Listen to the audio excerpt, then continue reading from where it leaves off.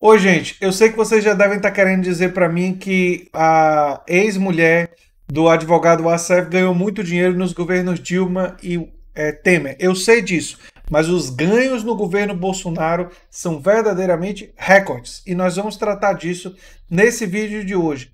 Mas antes de eu entrar nesses detalhes, eu quero dizer para vocês o seguinte: que hoje, às 7 horas da noite, nós temos uma live com Carlito Neto. Ela já está para vocês marcarem aqui no canal. E nós vamos falar dos protestos, George Floyd, do menino Miguel e de muito mais. Esse vai ser o início da conversa, mas a gente sempre sabe que essas lives podem levar a outros temas e outras discussões, não é? E o Carlito Neto, do canal Historiador, é um parceiro muito forte aqui do nosso canal, A Nova Máquina do Tempo. Então eu torço para que vocês prestigiem, se puderem, a live. Não é? Bem, uma empresa ligada à ex-mulher e sócia do advogado Frederic Wassef, que defende o senador Flávio Bolsonaro, recebeu 41 milhões de reais durante a gestão de Jair Bolsonaro. O valor se refere a pagamentos efetuados entre janeiro de 2019 e junho desse ano pelo governo federal para a Global Web Outsourcing.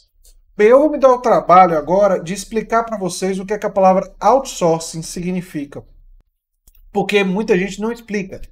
E eu não estou dizendo aqui que a Global Web necessariamente trabalha com isso, mas resolveu colocar outsourcing no nome da empresa, não é? E eu acho que pouca gente vai explicar para vocês isso, então eu vou me dar o trabalho de explicar. Outsourcing é quando você cria empregos em um outro país para resolver uma questão técnica do seu país. Então, por exemplo, uma empresa precisa de um serviço de atendimento a cliente em chat, mas é mais barato contratar gente na Coreia do Sul do que aqui no Brasil, mesmo que seja para fazer um atendimento de chat de informática. Gente lá da Coreia do Sul que sabe português, é um exemplo fictício, viu? Seria mais barato do que aqui no Brasil ter isso, né?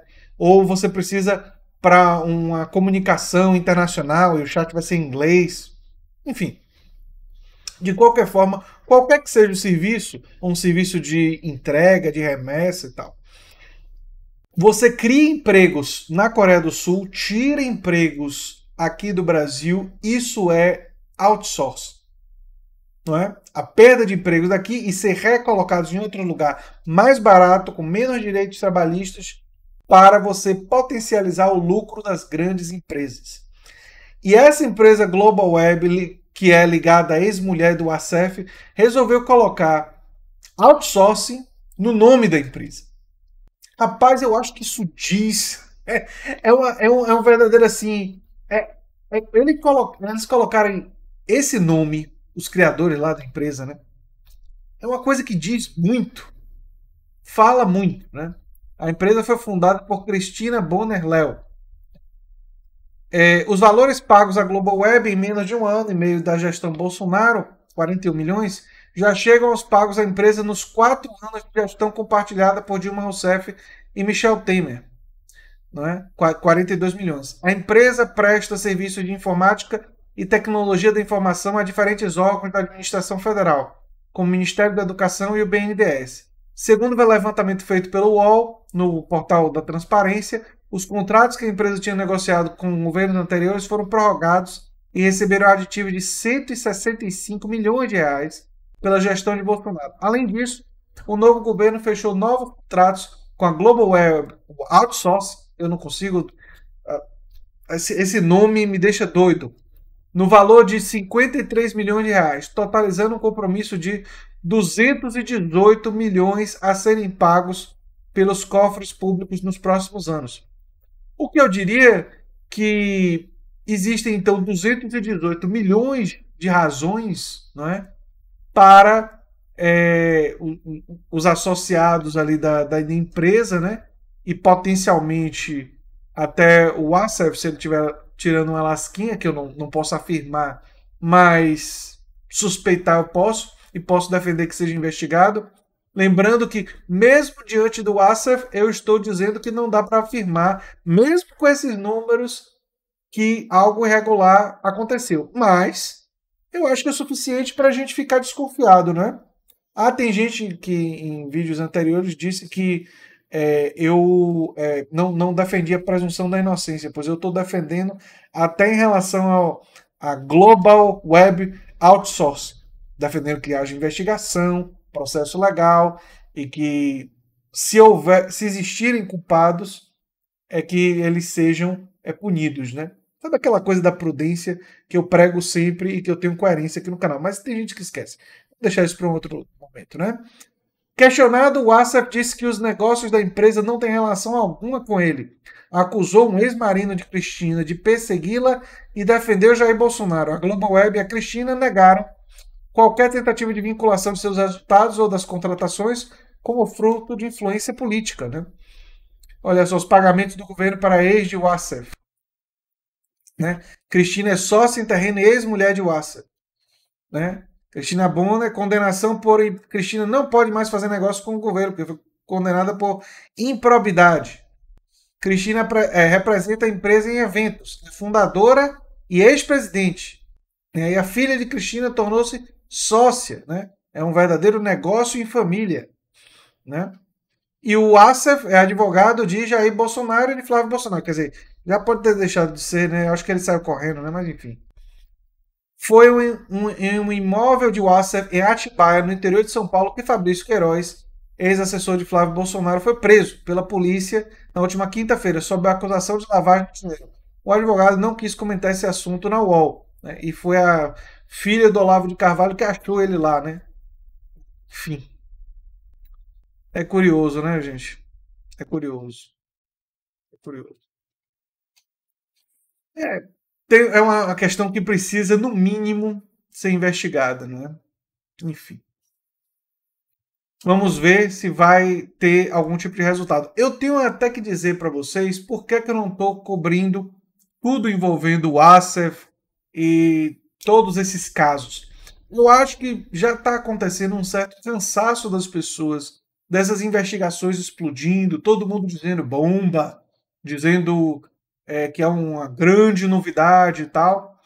E nada acontece com o Bolsonaro, as investigações ainda estão muito no começo e a gente não sabe também quando é que vai caminhar.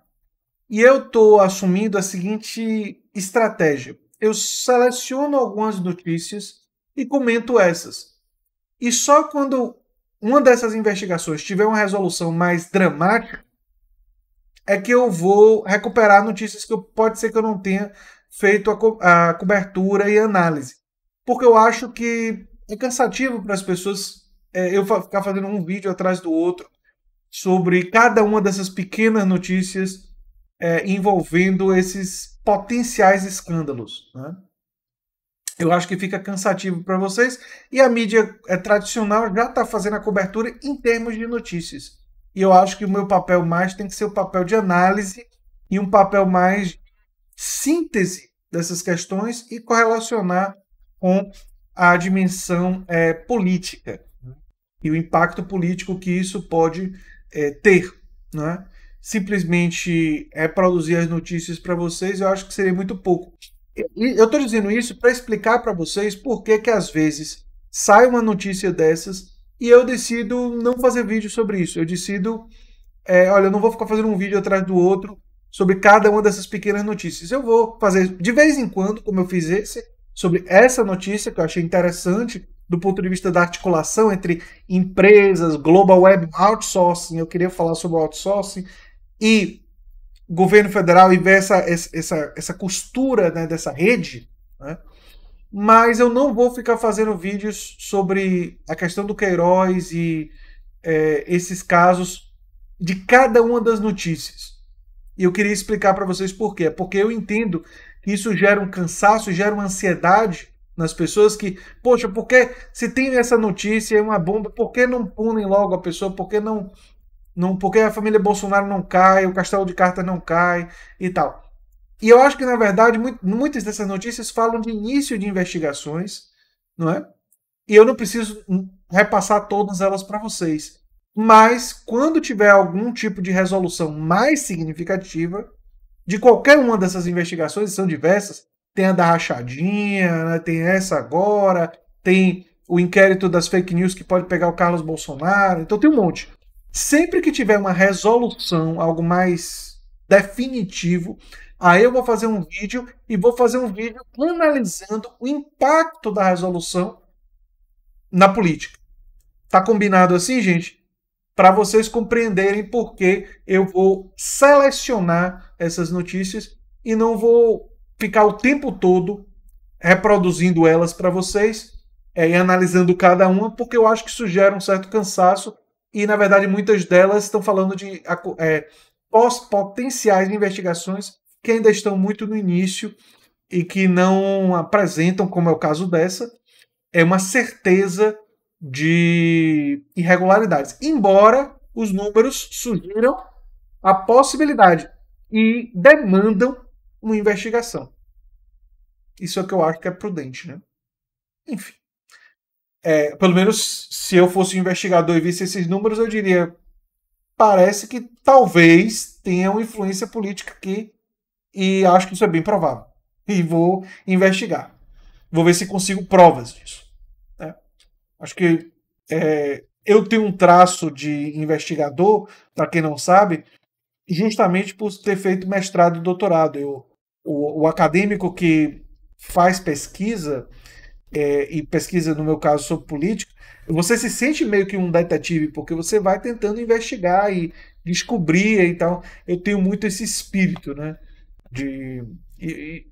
A dimensão científica em mim, né?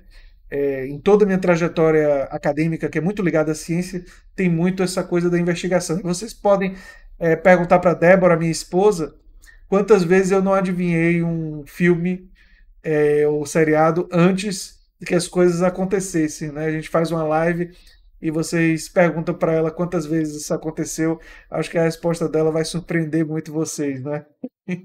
Enfim, mas era isso que eu tinha para dizer sobre esse assunto. A gente se vê em um próximo vídeo. Eu sou André Teixeira Jacobina, você está na Nova Máquina do Tempo e a gente se vê também na live com Carlito Neto. Um abração e até lá.